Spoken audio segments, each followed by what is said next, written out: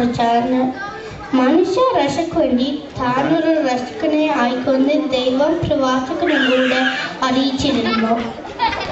ദൈവം തങ്ങളെ കാലിത്തൊഴുത്തിൽ ജനിച്ചു.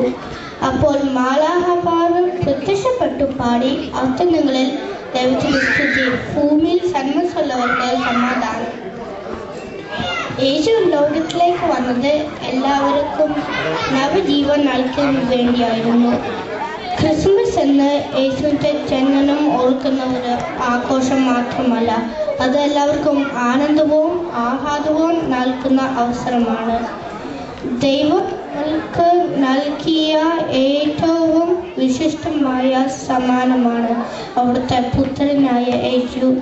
ഈ സമ്മാനം ഓർത്തുകൊണ്ടാണ് ക്രിസ്മസ് ദിനത്തിൽ എല്ലാവരും സമ്മാനങ്ങൾ കൈമാറുന്നത്.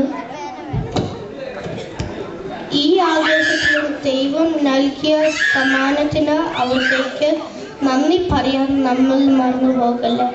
ദൈവത്തിന് നന്ദി പറഞ്ഞുകൊണ്ടും പരസ്പരവും ശാന്തിയും സമാധാനവും നൽകിക്കൊണ്ടും അവിടുത്തെ പുത്രനായ യേശുവിൻ്റെ ജനനം ഈ ക്രിസ്മസിലൂടെ നമുക്ക് എല്ലാവർക്കും ആഘോഷിക്കാം.